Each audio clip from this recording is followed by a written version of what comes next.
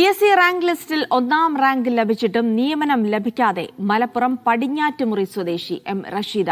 PSC Urdu assistant professor rank പട്ടികയിലെ ഒന്നാം റാങ്കുകാരിയാണ് റഷീദ. 2023 പ്രസിദ്ധീകരിച്ച റാങ്ക് പട്ടികയുടെ കാലാവധി ഫെബ്രുവരി 7 അവസാനിച്ചു. 3 വർഷം ജോലി ലഭിക്കുമെന്ന് കരുതി കാത്തിരുന്നു. സമൂഹത്തിന്റെ മുന്നിൽ പരിഹാസ്യരായി മാറിയെന്നും ജീവിത സാഹചര്യങ്ങളോട് പൊരുതിയാണ് പഠിച്ചു മുന്നേറിയതെന്നും സർക്കാർ അനുകൂല സമീപനം സ്വീകരിക്കണമെന്നും റഷീദ മീഡിയ വണിനോട് പറഞ്ഞു. സംസ്ഥാനത്താണ് ഏറ്റവും കൂടുതൽ PSC നിയമനങ്ങൾ നടക്കുന്നതെന്നാണ് സർക്കാർ പറയുന്നത്. എന്നാൽ PSC റാങ്ക് ലിസ്റ്റിൽ ഒന്നാം റാങ്കുകാർക്ക് പോലും പലപ്പോഴും നിയമനം ലഭിക്കുന്നില്ല എന്നുള്ളതാണ് മറ്റൊരു വസ്തുത.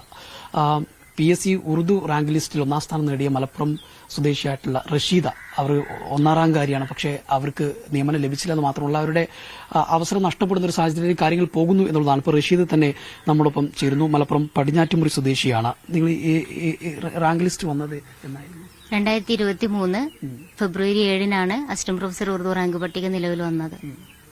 അതിപ്പം അതിന്റെ സമയം തീരാൻ പോവാണോ? സമയം ഇപ്പോ ഔദ്യോഗികമായിട്ടുള്ള 3 വർഷം കഴിഞ്ഞു. ഈ ഫെബ്രുവരി 7 3 വർഷം തികഞ്ഞു. പക്ഷെ നമ്മളോട് PSC പറഞ്ഞത് 0 അപ്പോയിന്റ്മെന്റ് നടന്ന ലിസ്റ്റാണ്, അതുകൊണ്ട് ഒരാളെ നിയമിക്കും വരെ റാങ്ക് പട്ടിക നിലനിൽക്കുമെന്നാണ് പറഞ്ഞിട്ടുള്ളത്.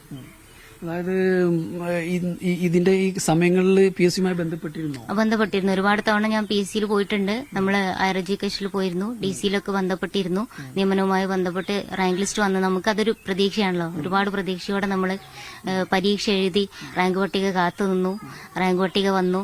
ഒരു 5-6 മാസം ഒക്കെ റാങ്ക് പട്ടിക വന്ന ആ ഒരു ഇതിൽ നമ്മൾ 5-6 മാസമൊക്കെ വെയിറ്റ് ചെയ്തിരുന്നു. പിന്നീട് നമുക്ക് മനസ്സിലാവുന്നത് നിയമനം നടക്കാത്തതുകൊണ്ട് അന്വേഷിക്കുമ്പോഴാണ് ഇങ്ങനെ ഒഴിവില്ല എന്നുള്ളത് പറയുന്നത്. ഒഴിവില്ല എന്നല്ല, 2 ഒഴിവുണ്ട്, അത് മാറ്റിവെക്കപ്പെട്ടതാണ് എന്നാണ് നമ്മളോട് അറിയാൻ കഴിഞ്ഞിട്ടുള്ളത്. അപ്പോൾ നമുക്കുള്ള ഒരു ക്രൈസിസ് എന്ന് പറയുന്നത് ഈ 4 ഇയർ ഡിഗ്രി വന്നതോടുകൂടി സർക്കാർ എന്ത് ചെയ്തു, വർക്ക് ലോഡ് ലോക്ക് ചെയ്ത് വെച്ചു.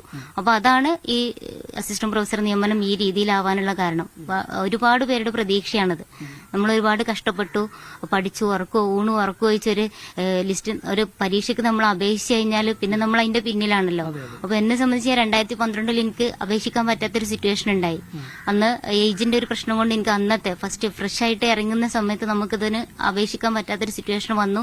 അപ്പോൾ ഫ്രഷ്നെസ്സിൽ നമ്മൾ എഴുതുന്നതും പിന്നീട് ഒരുപാട് ലാഗ് ചെയ്തിട്ട് വീണ്ടും അതിനുവേണ്ടി പരിശ്രമിക്കുമ്പോൾ അന്നത്തെ ഫ്രഷേഴ്സിന്റെ കൂടെയാണ് നമ്മൾ എഴുതുന്നത്.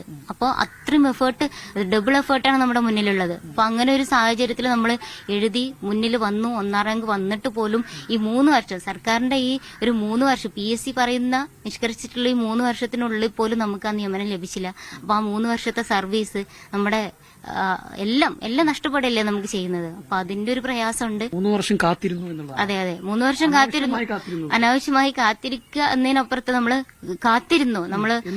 അത് പ്രതീക്ഷയോടെയാണ് നമ്മൾ കാത്തിരുന്നത്. കിട്ടും, ഇന്നല്ലെങ്കിൽ നാളെ അത് കിട്ടും. 1 വർഷം കഴിഞ്ഞു, 2 വർഷം കഴിഞ്ഞു, 3-ാം വർഷവും കഴിയുമ്പോഴാണ് നമ്മൾ ടോട്ടലി നമ്മൾ ഡെസ്പാവുകയാണ് ചെയ്യുന്നത്. കാരണം ഈ 3 വർഷത്തിന്റെ ഉള്ളിൽ നിയമിക്കപ്പെടേണ്ടതായിരുന്നു. നമുക്ക് അർഹതപ്പെട്ട നമുക്ക് കിട്ടിയില്ല എന്നുള്ളത് വളരെ പ്രയാസകരമാണ്. അപ്പൊ അതുകൊണ്ടാണ് കഴിഞ്ഞ ദിവസം നമ്മൾ അത്രയും ഈ ഒരു 3 വർഷം ഞാൻ മീഡിയക്ക് മുന്നിൽ അല്ലെങ്കിൽ പബ്ലിക്കിലോ ഞാൻ വന്നിട്ടില്ല. കാരണം എനിക്ക് വിശ്വാസമായിരുന്നു സർക്കാരിൽ ഇത് ലഭിക്കുമെന്ന് ഞാൻ വിശ്വസിച്ചത്. ഞാനിപ്പോഴും കഴിഞ്ഞ ദിവസം മറ്റൊരു ചാനലിനോട് പറഞ്ഞ പോലെ CM-ൽ ഇത് എത്തണം, അത്രയും മാത്രമേ ഞാൻ ഉദ്ദേശിക്കുന്നുള്ളൂ. അല്ലാതെ ഒരു ചാനലിന്റെ ഒരു പബ്ലിസിറ്റി ഇതൊന്നും അല്ല ഞാൻ ഉദ്ദേശിച്ചത്. CM-ൽ ഇതെത്തണം. CM-ന് ഇതിന്റെ ഒരു സൊല്യൂഷൻ കണ്ടെത്താൻ കഴിയുമെന്ന് എനിക്ക് 100% വിശ്വാസമുണ്ട്. ഇത്തരത്തിൽ ഒരു ലിസ്റ്റിൽ വരികയും അത് കിട്ടുമെന്ന് ഉറപ്പ് വിചാരിക്കുകയും ചെയ്ത് 3 വർഷം കാത്തിരുന്ന അവസാനം ആ ലിസ്റ്റ് നഷ്ടപ്പെടുമുണ്ടാകുന്ന വേദന അത് അനുഭവിച്ചവർക്ക് മാത്രമേ ഉണ്ടാകൂ. അതുകൊണ്ട് തന്നെ സർക്കാർ ഈ ഒരു വിഷയത്തിൽ കൃത്യമായി ഇടപെടണം എന്നുള്ളത് കൂടിയാണ്. ഈ വിഷയം നമ്മൾ സർക്കാരിന് മുന്നിൽ കൂടി വെക്കുകയാണ്.